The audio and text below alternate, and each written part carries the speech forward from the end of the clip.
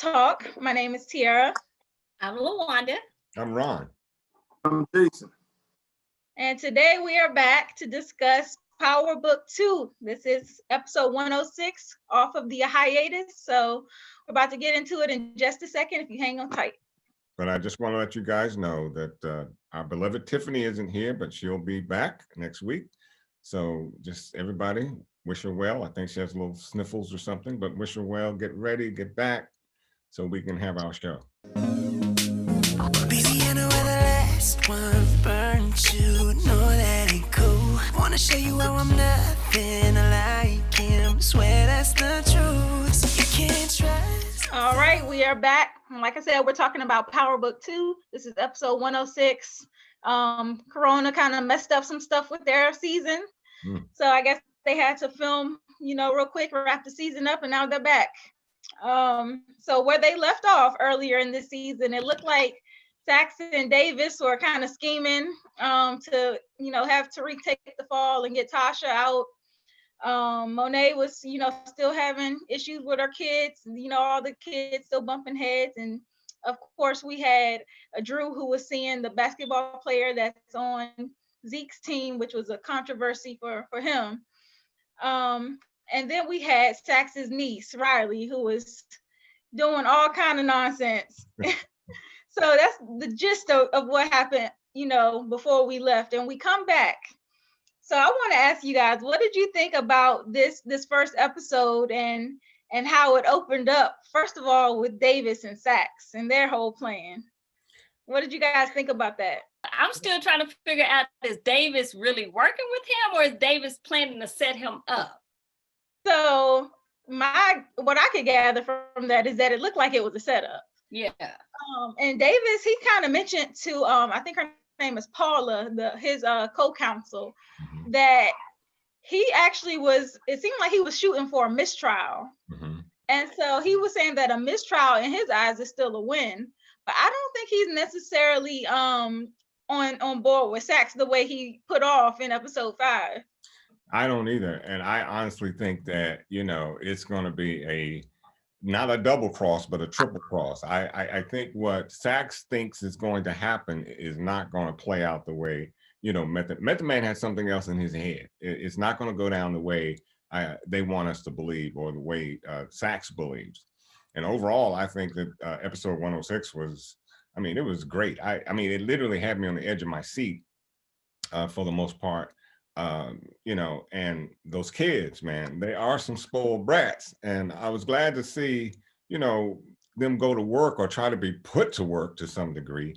They just sit around and but then again, who doesn't enjoy the fruits when you got it, right? Yeah. She was kind of treating them like they were bad children. And I was like, are they bad? Are they really? Yeah. No. Cain might be a little bit disobedient. He did put his hands on her, but I was like, in general, they don't seem like they're really out of control children to me.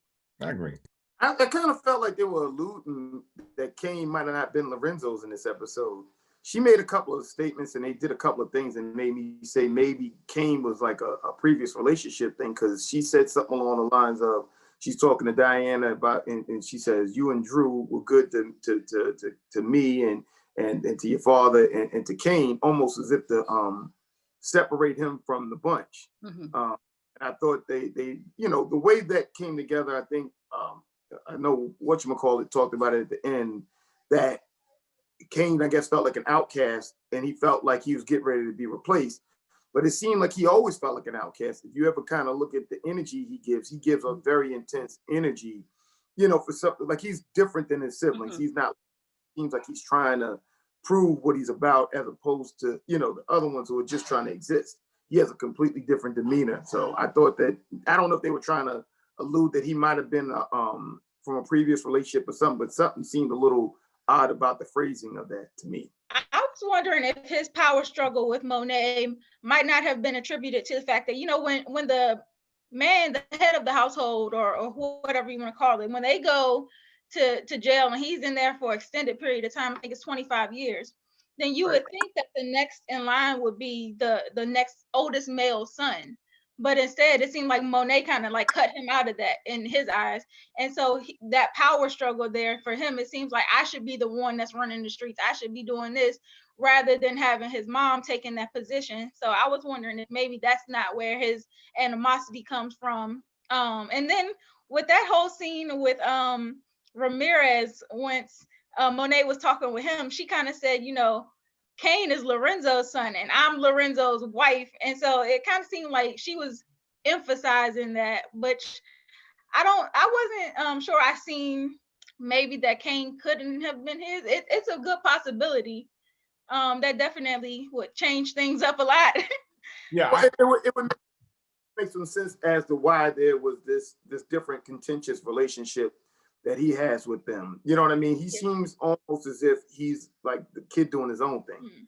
Well, I think where Kane is coming from is, I believe when watching his dad, he only saw that one side of his father, that rough, that exterior side.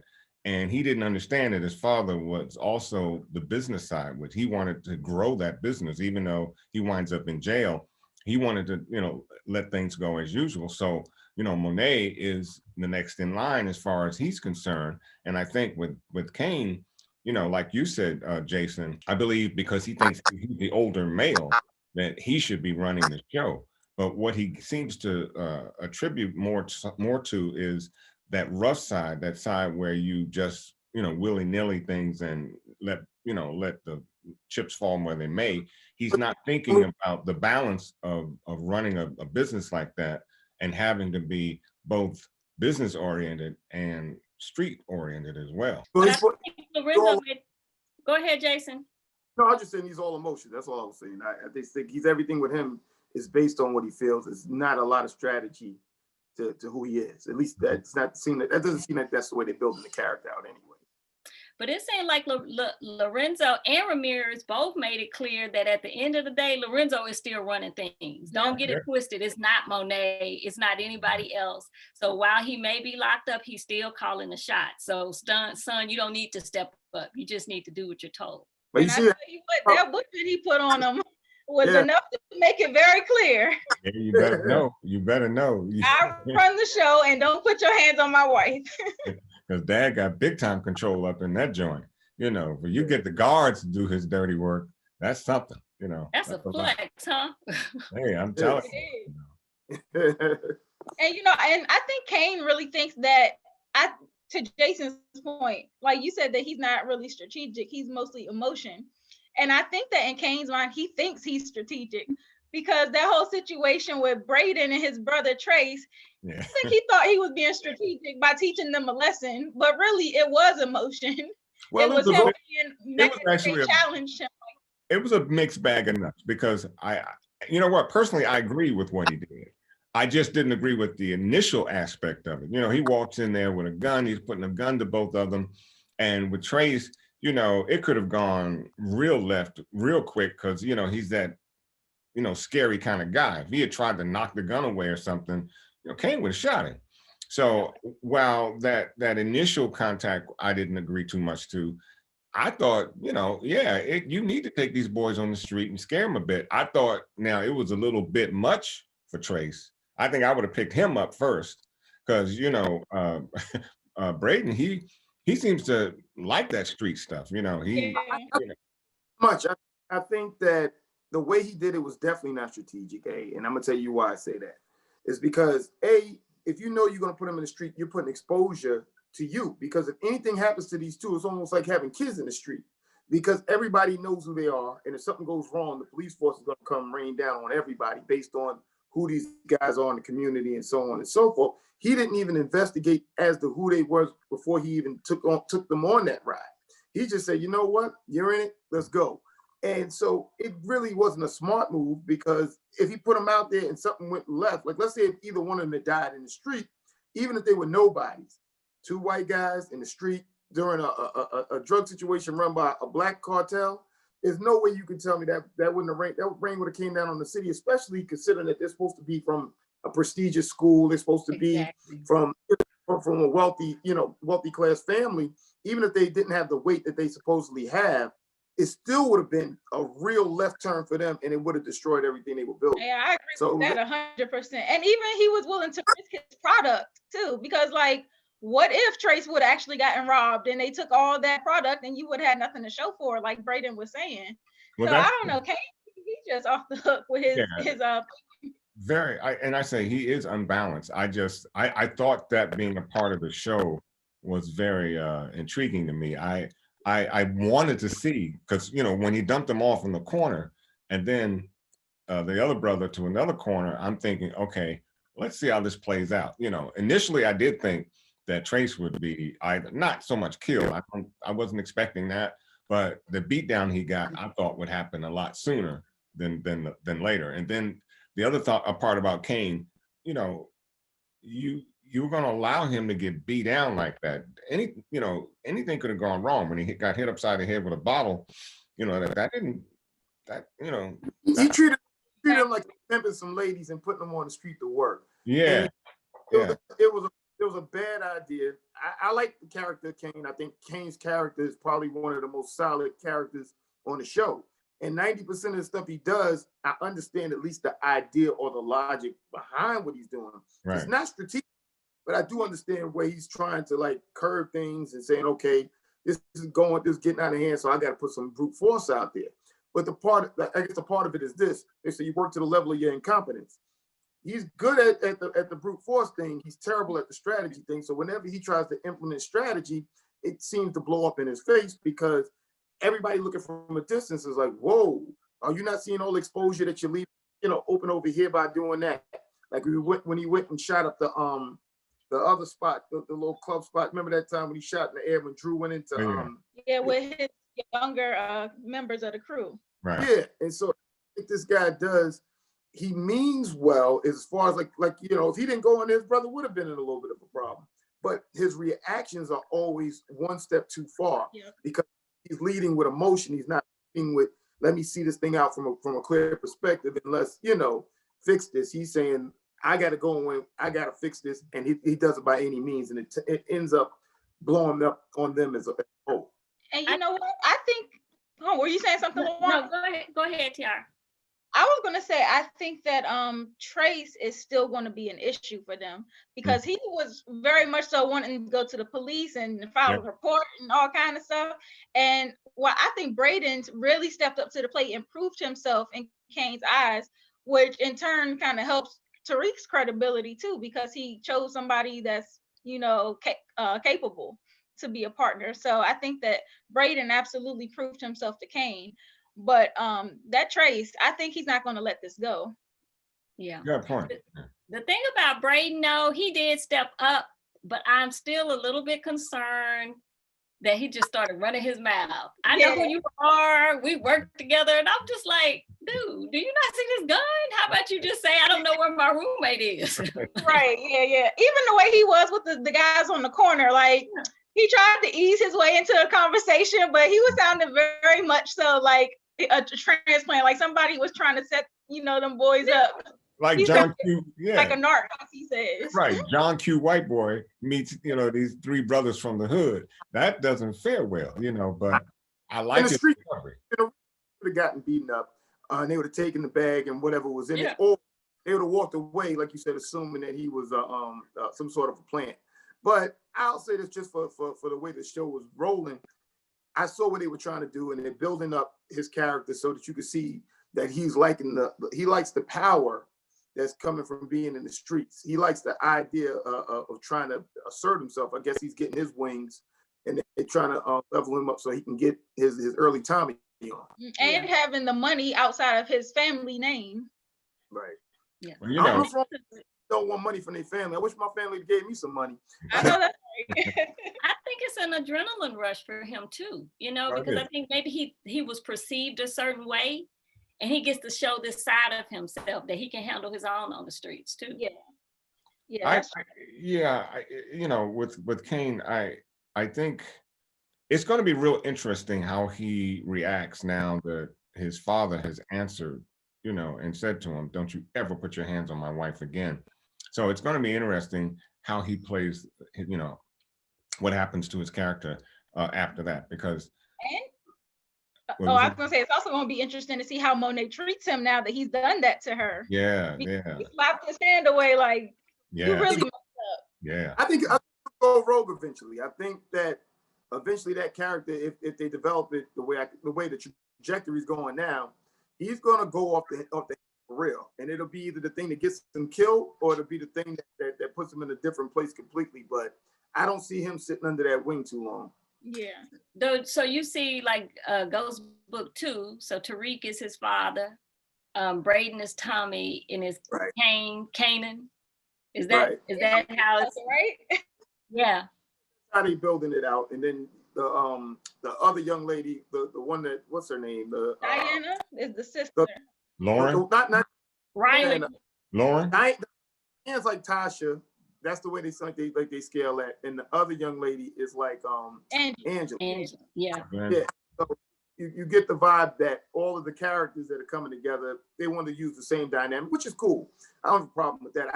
I like to see where they're flushing it out, but I think that they're finally getting to a place where the characters are having some depth to them, and you're starting to see who these characters are. I think, like she was saying about the vulnerability, you did see where the women were vulnerable in the episode.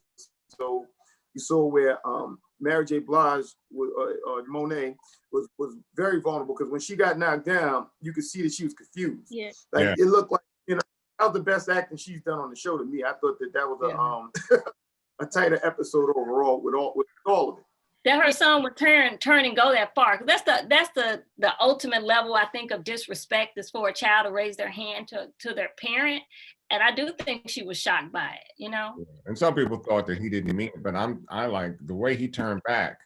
It was either going to be a backhand or a knockdown, which it turned out to be. Now, the way she fell, I was thinking, oh my gosh, she's going to come out with a Glock or something and blow him up right there, So I think he meant to push her off, but I think he was a little heavy-handed. He pushed too far, and he's surprised that he knocked her down. Yeah. Like at that moment, you knew you messed up. Well, he went to the jail afterwards. The fact that he went to the jail afterwards showed you that he meant it, because he went and told his father, like, let me tell you where she's wrong. He didn't come in hat in hand and saying, I messed up, I need some help. He came in saying, look, she handling business wrong, and he just reaffirmed everything that he felt. It was nothing contrite about the way that he came back. Well, he didn't think that Monet got to him first. See, Monet already told him what went down, and I think he was in there, going over to the jail to cover his tracks, and say, hey, look, Dad, Mom's is like, she's out of it. She can't handle this. She's doing this. These things are happening, and you need a stronger hand. I think he was trying to cover that fact that he knocked it down. But we don't know what Monet said to him first, but whatever it was, he quickly, took care of business in terms of letting him know who's boss. He got right in there. Exactly. Yeah. Now, I wanted to pivot a little bit and talk about somebody that absolutely has to get the hands this week. And if we draw parallels to the previous Power, then Riley is absolutely the Holly. I think she's gonna her actions are gonna get her taken out. Yeah. The way she overstayed her welcome in Tariq's room, she was probing through his things, taking pictures of the notifications on the phone. I'm like, this chick is really going and even the way she was playing chess with Tariq, it seemed like she was absolutely trying to send him a message. But of course, he outsmarted her. So she really doesn't know what she's up against. No. Even after Jax warned her, like, he's the target of a criminal investigation, like, back off. Yeah, she's a little much, and I'm so surprised at Tariq that he didn't put her out. Yeah, at the end of the day, she's in his room, but yeah, she's different. She I keep thinking about, even when you're talking about the children, and you can look at this like this younger generation who just doesn't listen to wisdom, and you have all these people kind of trying to steer you in the right direction, and they're saying, no, I'm just going to do what I want to do, and you see what kind of trouble they're getting into. And I'm trying to, like, if we're following this narrative, that would be the worst thing that could happen, is someone at Riley's age would end up a casualty of this drug war, set in motion by her uncle, putting her in this situation. That would be a horrible thing to have happen. And you know what? the seed has been planted for this to happen, because it was a very small portion of this episode, but Riley actually revealed to Tariq that she was the one that put drugs in his drink. Yeah. And they didn't elaborate on that because, you know, Lauren came to the door. I'm sorry, Diana came to the door, of course, interrupted that. But I think Tariq is just now realizing, like, that's what is that what happened to me when I was, you know, winding off the reels at that party? And so once he puts two and two together, it's gonna be trouble for Riley. Yeah. And Sax is gonna be directly tied into that. I just wish that they would have allowed us to see Tariq's reaction once he put two and two together. And I think I'm hoping that's gonna come in a future episode. But Riley definitely is on the hit list and on the get the hands list. Well, I want to take a step back with Monet and the kids and Tariq, because it appeared definitely when the drugs showed up at Drew's Everett's door. At Everett's door, that Drew didn't know anything about it, and the kids, of course, didn't know what was going on. He kind of figured out it was Tariq, but the question I had was, I remember Monet and Tariq had a conversation about he running drugs for them, and then later on we see that she and Tariq are talking. So it was my impression that she knew about the drugs on campus and the kids didn't. Is that what you got? She knew, so she had put the kids, she knew about the drugs, she knew Tariq was selling on campus. She didn't know how he was doing it. Okay. And so she's like, how was he able to do all of this and stay under the radar and, you know, turn over so much product and be demanding more, like, so quickly? And so Diana and Drew were pretty much put to the test, like, find out how he's doing it. And that's what they figured out this week. But it's interesting to me that the kids were like, don't tell Monet, don't tell her. Well, because they're thinking that she's not going to agree with the concept of how he's doing it. Right. Which I'm still not 100% sure she's on board with. When she talked to Tariq, she played it cool. Oh, she was impressed. I think that I would think so too. She thought there was strategy there. My only question about his strategy is, I'm always like, I feel like there's a paper trail based on the digital imprints of 1,000 people buying your product. I think that's a little strong, and I don't know how they'll contend with that, if they'll write that into the story eventually, where that might be a downfall for them. But I think that she was impressed with it because she almost gave him, like, yo, that little clever little nigga, whatever she said. And like, that's when the character of Woody got pushed out at that moment in his eyes, because in his eyes, he felt like, yo, she's reeling this guy in. You know what I'm saying? That he thinks that Tariq's getting away with murder, kind of a thing. Yep. And he felt like Tariq was taking over Diane. He felt like Tariq, Drew was already going up there for whatever he's into. He doesn't obviously understand exactly what's going on with that. But it seems that that character is like, he feels threatened by Tariq, really threatened. And they showed that dynamic initially when he took him and he pulled a gun on him, and Tariq kind of Jedi mind tricked him. Adam, you know what I'm saying? Adam put the gun away and all of that. And I guess that the way that they're building out the characters, I think, like I said, again, I'm giving them credit. I'm normally the hard person on them. I actually thought that this episode showed growth. I'm sorry Tiff is not here, because I would give her some, okay, your theory five episode theory worked. Because 6 was way better than the other ones, which were mainly setup episodes. So I think that it was definitely a way tighter episode. But vindicated. Yeah, but again, with the Kane thing, it was established in the first episode that he's the muscle. That's kind of your function. That's what you do best. And I mean, of course, everyone wants to grow and be promoted, but not to the extent to where the organization suffers, because no one wants to end up dead or in jail, because that's the name of the game at the end of the day with this line of work, is you're trying to stay safe. You're trying to stay safe, alive, and free.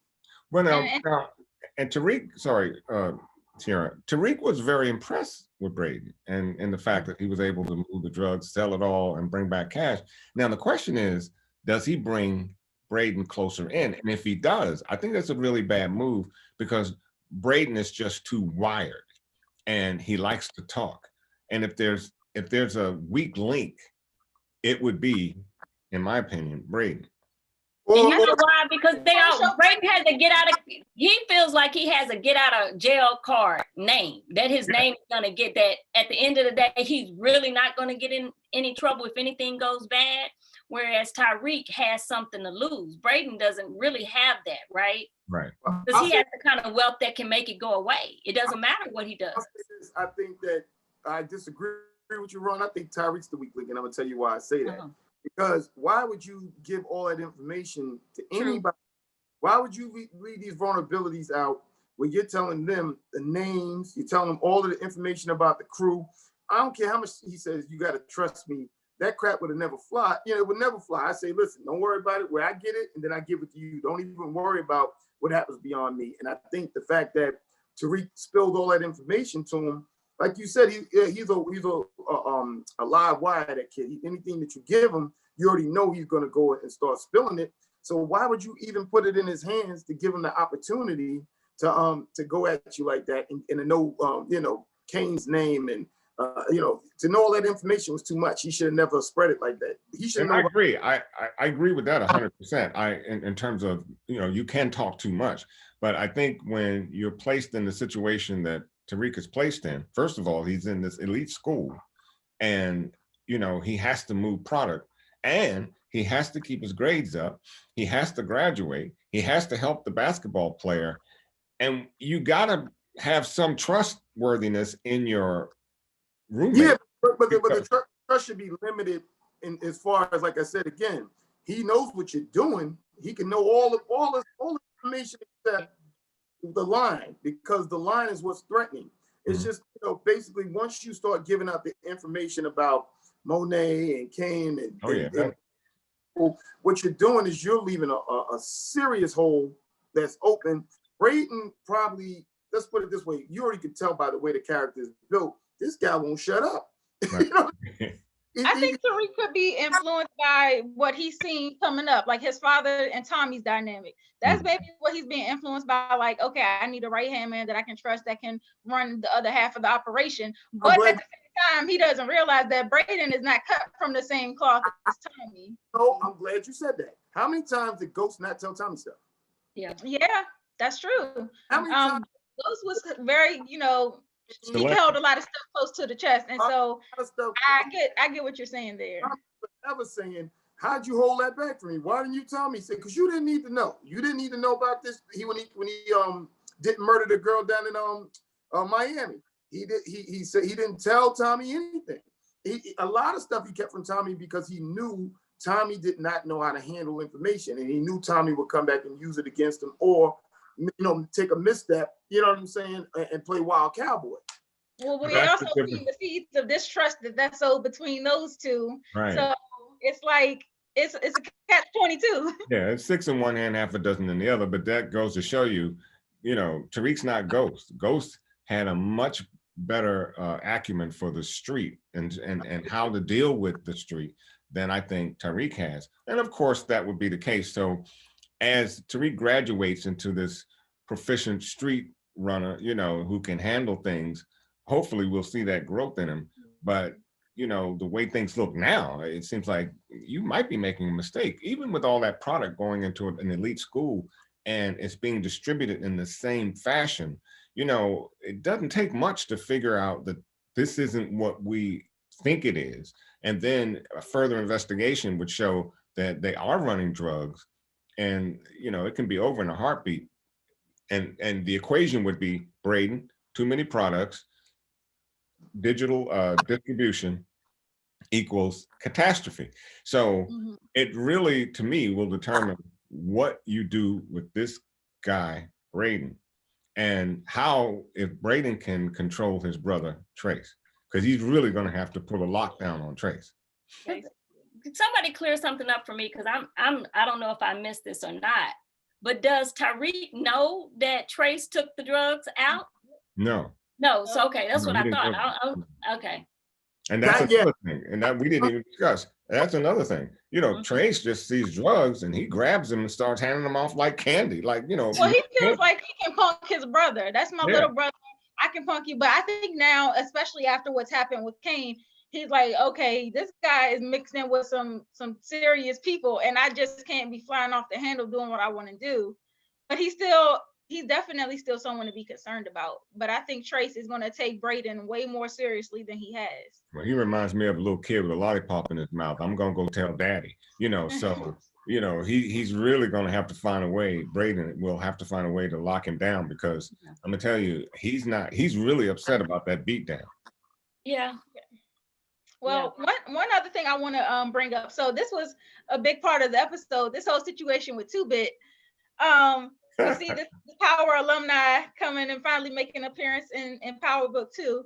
So 2-Bit basically has a deal with both Davis and Saxe, and we kind of touched on this a little bit earlier when we first started, but Davis has gone behind Saxe's back and basically said, Saxe is trying to make this deal with you. He's going to get you immunity. Make that deal with him. But whatever he thinks you're going to say, you actually going to say this. Mm-hmm. Mm-hmm. And so Saxe is completely, taken aback when they go to trial, and 2-Bit is no longer testifying the way he thought he would. And Tasha is also surprised by this too, because she's not, really aware of why Davis is bringing up Tariq's name. Like, why is Tariq being brought up in this? Like, I'm not understanding what's going on. So what do you think that Davis is still going after Tariq? That's something I couldn't quite grasp. Definitely going after Tariq. That's why if you saw, he asked that second question. He said, last time I asked you, they said, then again, no, one more thing. And he said, what did you think that, Tariq, when you say he got lost in the street, he asked that question twice. Mm-hmm. He's trying to establish is that Tariq is actually the person. Davis doesn't care about Tariq. He's throwing Tariq under the bus. His idea is to get Tasha off. That's all he's there.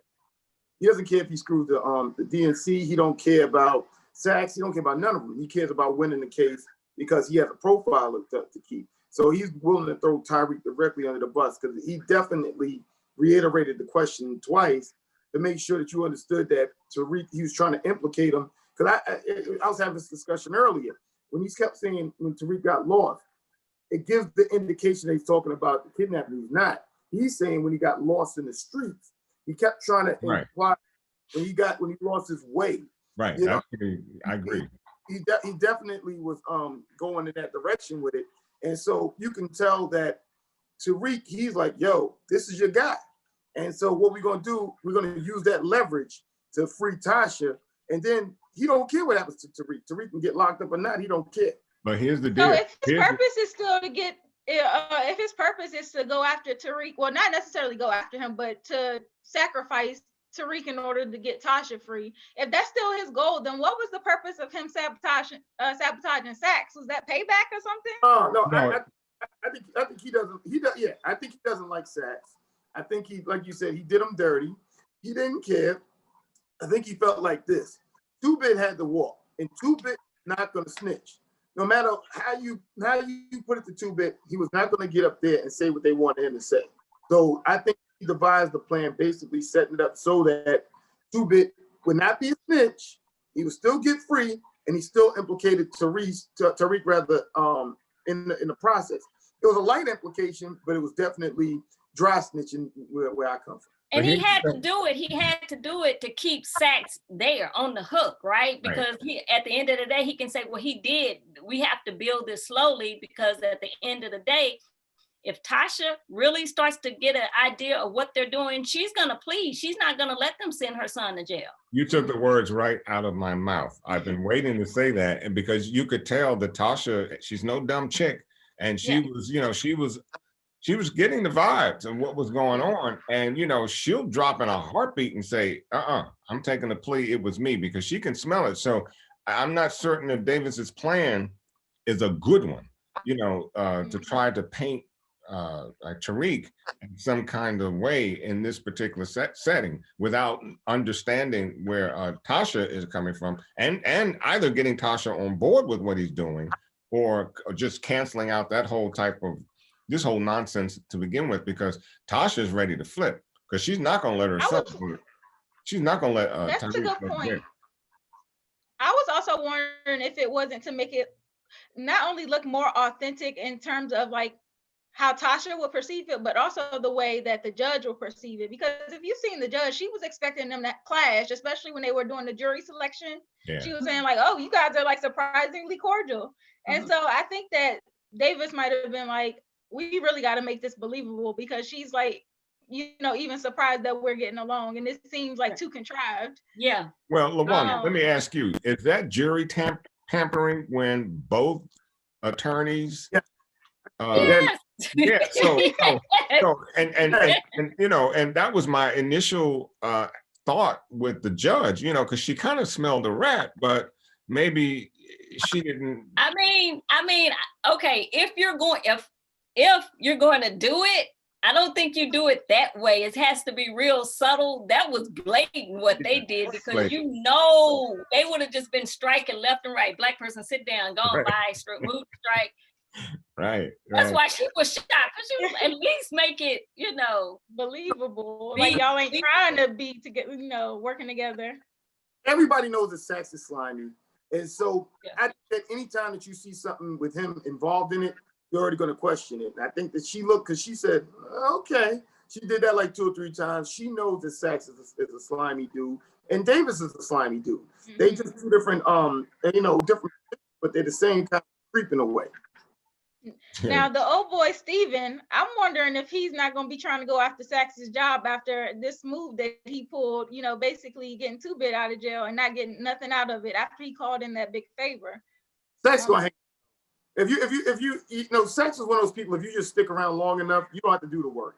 He'll stick himself, because he's constantly getting into things, just like you said with his niece, just like the situation with the jury, just like him being at Truth the night that Ghost died. He's always putting himself in a place where all you have to really do is wait for it to come obvious and just snatch it. And that's why what's the cop's name that he got fired? What's her name again? Blanca. Yeah. Look at what he set off with her. She's definitely coming back. Oh yeah. And I think that's the deal she and Davis has struck, right? Yeah. So I think that's why I really think that Davis is setting them up, because it looks like they're going after Tariq, and he's trying to get Sax to hang himself, because he, you know, that's the leverage he has with Blanca. If you help me get my client off, we'll get Sax. Okay, and that's what I was thinking. I was like, that's why I said, is this payback for what he did to Davis in episode 5, where he basically, you know, showed Davis the video of Tariq at the gravesite. And so I was like, okay, this seems like Davis is trying to get some payback for Sax. Yeah, and I think so, because I think Davis really sees a little bit of himself in Tariq. I don't think that it's going to go down the way we expect it to. And if I were, you know, Sax, I would just go on Amazon and order my orange jumpsuit now and see if I can't get my number, because he's out. I mean, he's just a slow moving train to jail. And so, you know, go ahead and order your outfit and call it a day, because, you know, every turn he makes, you know, he just keeps making left turns and then and he's not going anywhere. Just, you know, it's a square and a circle at the same, a circle inside a square for Sax. I don't know where he's headed. Now I have a question for y'all. Now that 2-Bit is out of jail, do you think Tariq, you know, goes back and try to use 2-Bit as a resource again? Are they going to be like well, I don't know, Tariq might pull him in somehow, or are they back to, you know, clashing? And you want me to go? I think what's going to happen with 2-Bit, I'm going out on a limb. I bet you when Tommy's series comes together, that's when you see 2-Bit again. I think that 2-Bit might be gone into the wind until he pops back up, because Tommy and him already clicked on a level, even though they had their little issues, you know, with my man in the last, you know, in the last iteration of the show. Mm-hmm. But I think that if you look at the way 2-Bit moves, 2-Bit is a solid character. He's probably a solid character from that whole last series. If you look at it in comparison, he's the one that was kind of consistent the whole way. He stayed out the middle as much as he could stay out the middle. And when it came to time to, like, you know, get things squared, he was really there to kind of explain things to Tommy. He was there to explain things to Ghost that, you know what I'm saying, that would have went unnoticed. And he tried to be a solid character. I don't see the business acumen coming from 2-Bit. And if you remember what Sax told him, you know, you got this whole cartel out there that pretty much is open, because everybody that was in it is gone, and here you are now out of jail. So it will be interesting to see if Two Bit would try to open this market back up. But in a lot, I mean, in some ways, to me, he's a lot like Kane, in the sense that there's this the brute force. that. No, he's more measured. I think if you look at book one, if you look at the way he moved on a lot of things, he was always falling back. When his man, my man with the glasses, his man was all down to snitch. Yeah, Snake. Yep. Yeah. But remember now, he was always in Tommy's face, and that was a wrong. But Two Bit was very, very loyal to Tommy. He played his position well. He was loyal. Like, he was challenging. When Tommy told him to fall back, he fell back. And so I think Two Bit is a very good role player. But now that all of those pieces have been knocked off the board, he really does stand a good chance to run his own empire if he wanted to. Yeah. And it would be interesting to see that dynamic with Monet and their crew. It would be interesting to see how they deal with competition, because thus far we haven't really seen Monet having to deal with any other competition from another, group. Yeah, I think Two Bits also played the role of a truth teller. He's the one who calls it like he sees it. Right. That's what I'm saying. He's more measured and way more level-headed than I think he's getting credit for.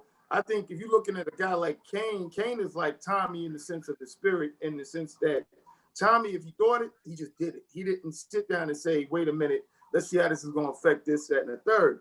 I think the thing with Two Bit, he was always falling back. They would come and scream on him, and he'd be like, man, I don't like it. He put that funny face on, but he would fall back for a minute, and then he played his position. And when it was time to stand up, he stood up. When it was time to fall back, he fell back. And he never snitched. So he's not a snitch. No, it'll be interesting to me to see how they handle. Do they stay in Queens with their operation, or do they move out? Do they go broader in the sense of, do they try to take over pretty much all the boroughs in New York, or do they just stay into this little area that they happen to be in? Because I think in order for the show to grow in the fashion that we see it, or in the fashion that we've become used to with Power, they're going to have to come out of that Queens operation and start to move out. And that's when you're going to start seeing, I think, the conflicts that, we all know and love with Power. Well, how much you want to bet that Kane's character is going to start a little side? And he's going to try to run it. I almost put money on it that's what his character is going to do. And I want to believe we in Queens. But see, where does he get his supply from? He can't go to his father. And we don't know how much coverage his father really has. So he can step out, and then he could be making a movie. I mean, to tell you. So I wouldn't, if I were Kane, I wouldn't do it, because you still don't know how wide your pops is, in the street. If he's got that much power inside, you can believe he has twice that power on the outside. And this guy doesn't think, he reacts. And what I'm saying is that he's in a position now where he's going to have to humble himself. And I don't think that his character is built to humble himself. I think that it's going to cause a reaction. And I could be wrong. Again, this is just, me seeing what I'm seeing for the show, but I think it looks like that's where his character might head. Well, I'm gonna keep my money in my pocket. I am not going to challenge you on that one. We'll see. I mean, you never know. He might move to Brooklyn. Who knows? But I really think that his character is not going to be able to humble himself to fall back in line after the way he got beat. Yeah, he'll fall back in line for the next episode or two. But I bet you any amount of money, you're going to see him in the middle of some kind of dirty, stinking deal, either at the end of the season or somewhere in the next season. You'll see where his character has to level out, because there's no room for him to grow on Monet's team. Monet, it seems like, and I don't know if they were trying to, like she said, on a vulnerability of the character, but it felt like Monet's character is starting to feel guilt for what she did to those other two kids, because the other two kids were never built on that. Like she said, y'all were good kids. These kids were not anywhere near the level that Kane's at. You know what I'm saying? Those kids were just supposed to be art students and basketball players or whatever they were into. They were never really into the drug game. They got forced into it. Right. He took to that like water. He was just happy to get in there and start beating up people and shooting people. That was his vibe. The other two are not on it like that. So they fall back because they don't want to do it in the first place. He can't. So now, that's just I was gonna say, Ron and Luan, did y'all have any other, comments to add or any predictions to throw out there? I got a prediction. I think the next episode we're gonna see Zeke with a basketball in his hand. You've been waiting for it. I'm waiting on it. I think you're going to let that go, bro. I don't think you're going to get no basketball this season. Well, you also saw a girl teach a class for the first time too. So there you go. And you know what? You're right. I was, like I said again, I just wanted the last. I said the wrap up. I thought it was the best episode they had. That they pulled back on some of those frivolous. The sex scenes are wacky. I think it looks better the way it is, where they were just keeping it. And I mean, I guess they had the that one thing in there, but that, what I'm saying, it wasn't like the whole episode was just drenched in everybody else's life. It felt way more concise. It felt like like Tariq even had a more measured position in this episode. He didn't bug out the way I thought he would bug out. He was in class on time. Yeah, actually, he was early. Yep. It was nice. I thought, like I said again, I hope they stayed away for the remainder. So it was dope. Okay. Yeah, it was good to see everything, all the pieces come together. Yeah, and it looks like from here it's just going to continue on this trajectory of getting more and more intense into the storyline, and we got 4 more episodes left this season, so it looks like they're definitely going to bring it. Yeah, don't stop now. I think they have the ball is rolling, and with the way things looked on the first episode, I'm really looking forward to the next. So far so good. Okay, solid foundation there. Yes. All right. Well, I want to say thank you to all the viewers for watching. Make sure you come back next week when we go on to recap episode 107. As always, make sure you subscribe and click the notification bell for our channel so that you get alerted every single time we post. We are also on Instagram, Facebook, and Twitter at The Spot Real Talk. So also drop down in the comments to let us know how you felt about this episode and how excited you are that it's finally back. Next week, we look forward to coming back again. We'll have Tiffany back with us, and we'll bring you another hot recap. You guys have any last minute comments to throw in there? No, I'm enjoying it. I'm here for the ride. Yep. See you next week. Yep. All right. Thanks, guys. Have a good night. Right. Bye-bye. Lights go down.